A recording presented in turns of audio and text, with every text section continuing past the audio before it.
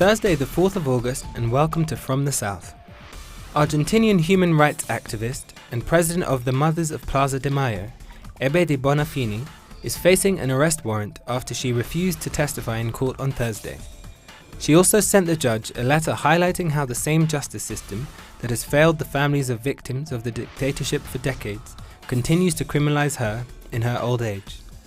Argentine Judge Marcelo Martinez de Giorgi issued the detention order against Bonafini, accusing the Mothers of Plaza de Mayo of siphoning off public funds from a social housing program known as Shared Dreams. US Secretary of State John Kerry traveled to Buenos Aires on Thursday, where he announced plans to deliver to President Mauricio Macri the first batch of declassified documents from US military and intelligence agencies related to Argentina's US-backed dirty war. President Barack Obama announced in March, when he met with Macri, that his government would declassify secret military and intelligence documents about the 1976 coup that installed right-wing military rule. The United States initially backed the 1976 to 1983 dictatorship, during which as many as 30,000 people were killed and more disappeared. Brazil's Senate has voted to proceed with impeachment charges against suspended President Dilma Rousseff.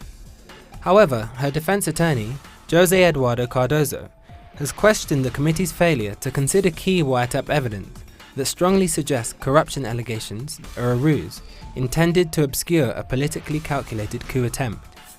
Cardoso added that the leaked recordings provide a clear indication of a strong coordinated component in high-ranking opposition figures' plans to impeach the president. If Rousseff is permanently removed, Michel Temer would serve as the interim president until the next scheduled election in 2018. Police used stun grenades and tear gas to clear protesters in the path of the Olympic torch in a poor suburb of Rio de Janeiro on Wednesday. This is the latest in protest action as citizens continue accusing the government of spending heavily on the Olympic Games while neglecting their social needs. The protests became violent when protesters threw rocks and blocked the torch's path. Police responded with pepper spray and rubber bullets.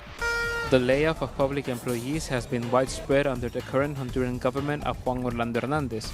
Unions say as many as 20,000 people have lost their jobs as the Honduran government has shrunk to unprecedented levels. The state telephone, energy and water companies have closed or been privatized, and many other companies and state offices have been considerably reduced.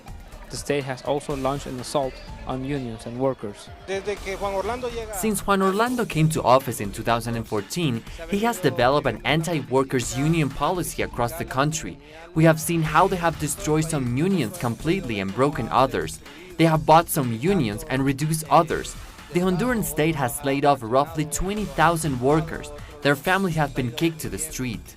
Darwin Barahona was the president of the Workers' Union of the Executive Direction of Incomes and Taxes, CITRADEI.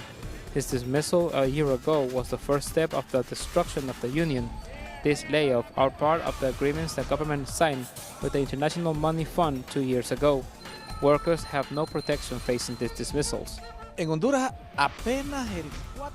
Honduras, only 4% of the workers are in a union, and most of them work for the government.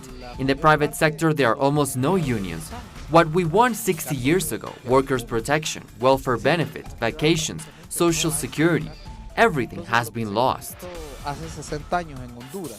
Honduras, unemployment is above 10% and more than 60% of the population doesn't have a steady job. Instead of responding to these needs of the citizens, this year the government has continued with the layoff, firing an average of 400 people per month. Gerardo Torres, teleSur, Honduras. High in the Peruvian Andes, temperatures have dropped to alarming levels, reaching up to 20 degrees below Celsius.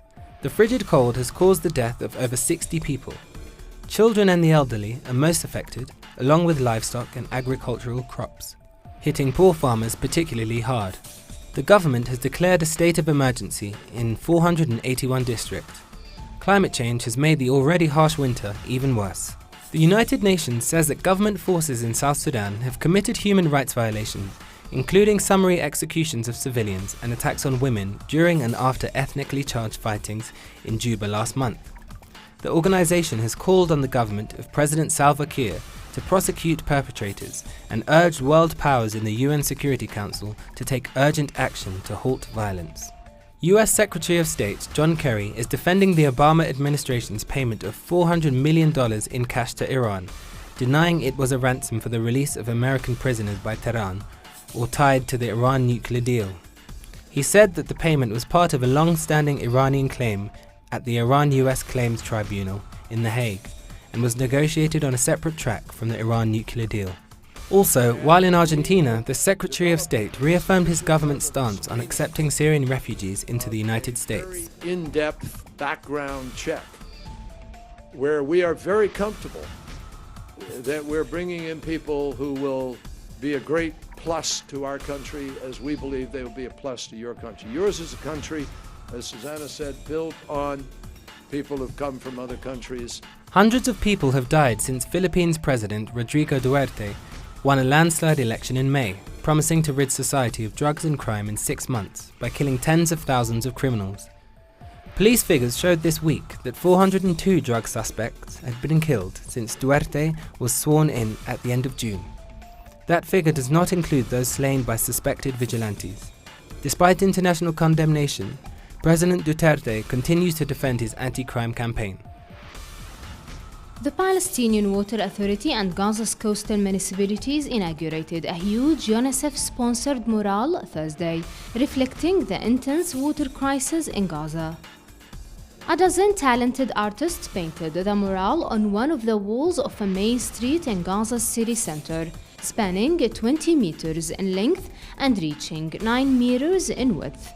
The painting is expected to break the national record in Palestine for the longest mural.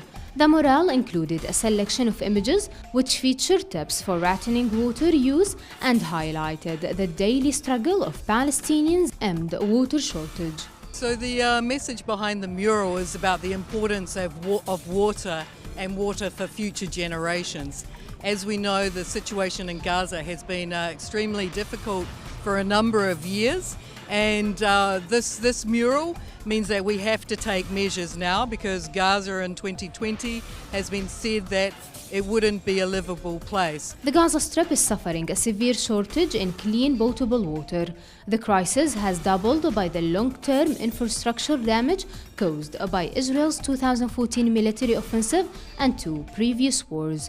According to the United Nations aid groups, more than 120,000 people are still disconnected from public water networks, and 23% of Gaza is not connected to the sewage system. Meanwhile, up to 20 million liters of untreated or partly treated sewage is released into the Mediterranean every day. Noor Harazin, teleSur's TV, Gaza. An excitement is building for the 2016 Rio Olympic Games, which officially begins on August the 5th. Athletes aren't the only ones engaging in sporting activities. Many tourists and locals are engaging in the sports of their liking. Meanwhile, many are still skeptical of the city's preparedness to host the Games. More on these and other stories on our website telesurtv.net/English.